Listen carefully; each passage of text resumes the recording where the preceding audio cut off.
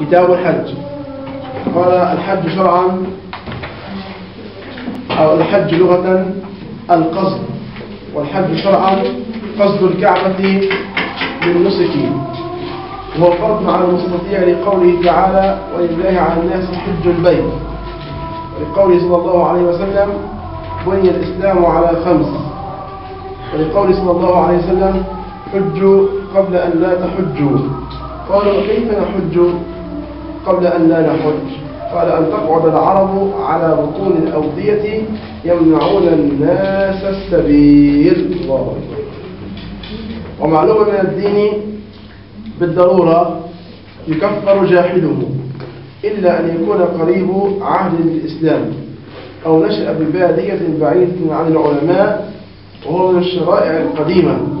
روي أن آدم عليه الصلاة والسلام لما حج قال له جبريل إن الملائكة كانوا يطوفون قبلك بهذا البيت ب7,000 سنة. وقال صاحب التعجيل إن أول من حج آدم عليه الصلاة والسلام وإنه حج 40 سنة من الهند ماشيا. وقيل ما من نبي إلا وحج. وقال أبو إسحاق لم يبعث الله نبيا بعد إبراهيم إلا وقد حج البيت.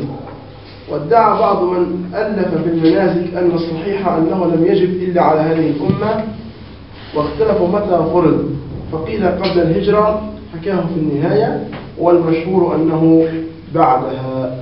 وعليه قيل فرض في السنة 5 من الهجرة، وجزم به الرافعي في الكلام على أن الحج على التراخي. وقيل في السنة 6، وصححاه في كتاب السير ونقاه في المجموع عن الأصحاب، وهذا هو المشهور. إذن الحج لغة القصد، وهو شرعا القصد بالكعبة لأداء النسك.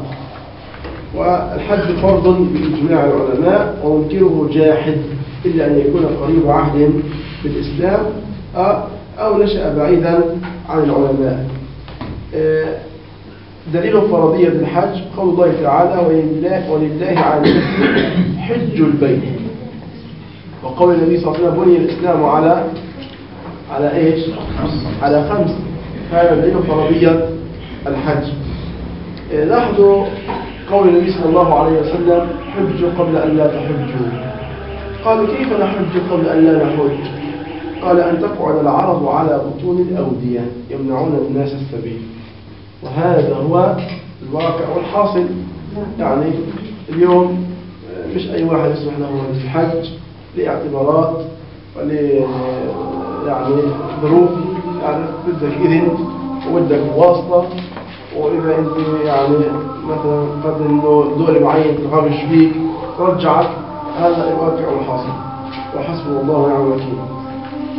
طبعا الحج اختلف متى فرض، قيل قبل الهجرة، ولكن المشهور أنه فرض بعد الهجرة، ولكن قيل في السنة 5 من الهجرة، والمشهور عند الشافعية والصحيح أنه في السنة 3 من الهجرة. قال ولا يجب بأصل الشرع إلا مرة واحدة، الحج فقط مرة واحدة، لأنه صلى الله عليه وسلم يحج بعد فرض الحج إلا مرة واحدة، وهي حجة إيش؟ الوداع. ولخبر مسلم أحجنا هذا لعامنا أم للأبد؟ قال لا، بل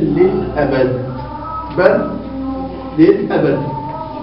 وأما حديث البيهقي الآمر بالحج في كل 5 أعوام فمحمول على الندب لقوله صلى الله عليه وسلم حج حجة أدى فرضه، من حج حجة أدى فرضه، ومن حج 2 داين ربه، ومن حج 3 حرم الله شعره وبشره على النار.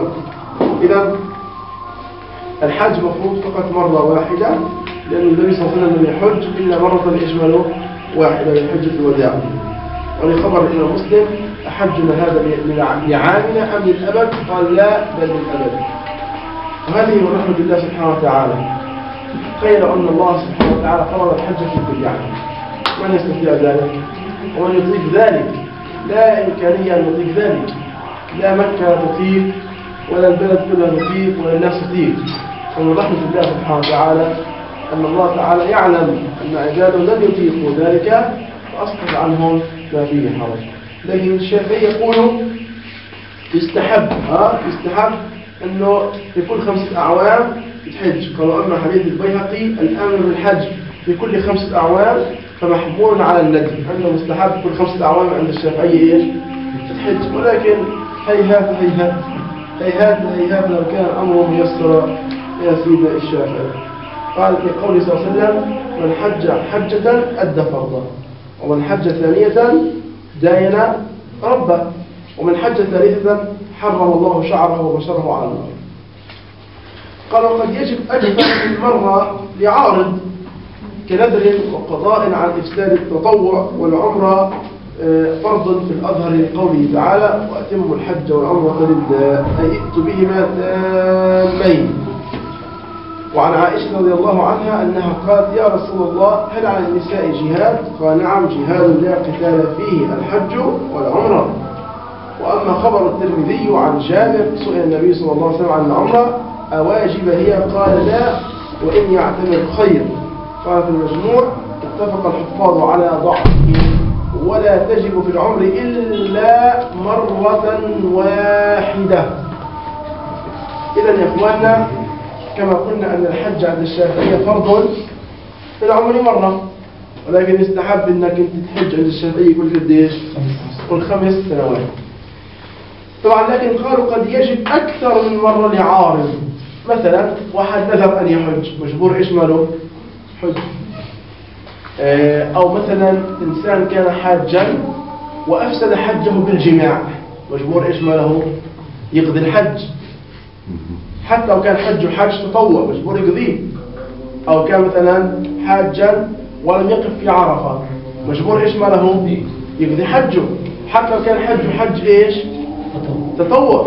لأنه عند الشافعي من أفسد حجه بجماع قبل التحلل الأصغر، أو أفسد حجه بسبب فوات الوقوف بعرفة، لازمه أن يتحلل بأعمال العمرة، يقوم بأعمال العمرة يتحلل، وعليه أن يقضي هذا الحج في العام القادم ولو كان حجه إيش؟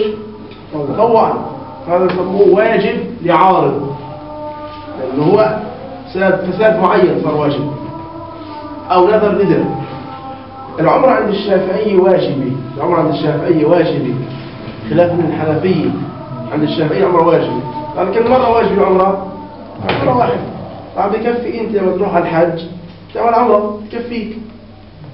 ممكن إحنا عندنا الآن مثل حج تمتع يساوي عمرة وتحلل، هذه تجزئه عن العمرة المفروضة. لذلك يعني لما يصل هناك يعمل عمرة وإيش يعمل كمان وحج. شرائط وجوب الحج والعمرة. هي شرائط وجوب الحج والعمرة. قال: شرائط وجوب الحج والعمرة 8 شرائط. الأول الإسلام. طبعا الحج والعمرة لا تجب على كافر أصلي. إيش يعني كافر أصلي؟ يعني هو غير مرتد المقصود أصلي. الحج والعمرة لا تجب على كافر إيش؟ أصلي. وجوب مطالبة في الدنيا لا يطالب فيها. ليش؟ لأن الحج عبادي، وعبادي بحاجة إلى إيش؟ إلى نية، والنية تصح إلا من مسلم مميز. النية تصح من مسلم مميز، يعني المسلم غير مميز لا تصح منه إيش؟ النية. لذلك الكافر لا يصح منه الحج، ولا يجب عليه إيش؟ الحج وجوب مطالبة في الدنيا. ولكن في الآخرة كما تعلمون عند الشافعية أن الكافر يحاسب على الفروع وعلى الأصول. يعني في الآخر عند الشافعية الكافر يحاسب على الكفر، ويحاسب على ترك الصلاة وترك الصيام وترك الزكاة وترك الحج. يعني الحنفية فقط يحاسب على إيش؟ الأصول. طبعا ثمرة الخلاف تظهر وين؟ في الآخر. كيف تظهر؟ يعني يكون هناك زيادة عذاب عليه عند الشافعية. طيب، الله أكبر الله أكبر. قال: الشرط الثاني، عفوا، المرتد الحج لا يسقط عنه. المرتد الحج لا يسقط عنه، لذلك هو يعني الحج مطالب فيه بس بعد أن يرجع إلى الإسلام. قال: وأما المرتد بعد الاستطاعة فلا يسقط عنه، فإن أسلم معسرا استقر في ذمته بتلك الاستطاعة، أو موسرا ومات قبل التمكن حج واعتمر عنه من تركته، ولو ارتد في أثناء نسكه بطل في الأصح فلا يمضي في فاسده. يعني مع ذلك شوف معي، احنا كنا رح نيجي كمان شوي ونبين أن الحج من شروطه الاستطاعة. الذي لا يستطيع الحج لظروف مادية الحج ايش ما له؟ مش واجب عليه. بس نفرض انه واحد ارتد عن الإسلام، واحد ارتد ايش؟ عن الإسلام، واستطاع الحج أثناء ايش؟ ردته أو قبل ردته. ارتد عن الإسلام واستطاع الحج أثناء ردته أو قبل ايش؟ ردته. إذا بيرجع أخرى مرة للإسلام الحج ايش ما له عليه؟ واجب. ليه؟ لأنه استقر في ذمته وهو مستطيع. فهمت كيف؟ لأنه الإنسان مسلم مش مستطيع الحج ايش ما له؟ مش واجب عليه، ولو مات لا يسأل عند الله سبحانه وتعالى. يعني الآن الإنسان لا يملك الفلوس حتى يؤدي شعيرة الحج فمات، هذا عند ربنا لا يسأل، لا يطالب بذلك عند الله سبحانه وتعالى. ليش؟ لأنه غير مستطيع، غير واجب عليه. مش هيك؟ زي إنسان لا يستطيع الصيام غير واجب عليه، مظبوط؟ لكن المرتد إذا استطاع ثم ارتد أو استطاع أثناء ردته، إذا أسلم فيما بعد الحج متعلق بذمته ولو إيش ما له كان معسرا فيما بعد، يعني أعصر.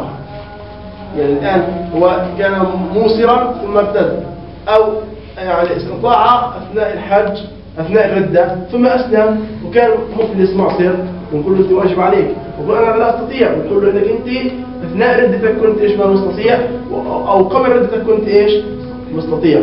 وإذا هذا ضل دين في ذمتك، وإذا بتموت قبل التمكن لابد أن يحج أو يعتبر من التركي إذا ترك إيش ما له ترك تركي، وإذا مات برضه ضل دين عليه وين؟ عند الله سبحانه وتعالى. قال إذا ارتد أثناء النسك بطل، النسك بطل. إذا ارتد أثناء النسك إيش ما له؟ بطل. الشرط الثاني والثالث البلوغ والعقل، لا يجبان على صبي ولا مجنون غير مكلفين. طبعا لكن الصبي المميز بصح عنه، الصبي المميز بصح عنه، ولكن لا يجزئه عن حجة ايش؟ الإسلام. الصبي المميز بصح عنه لكن لا يجزئه عن حجة الإسلام.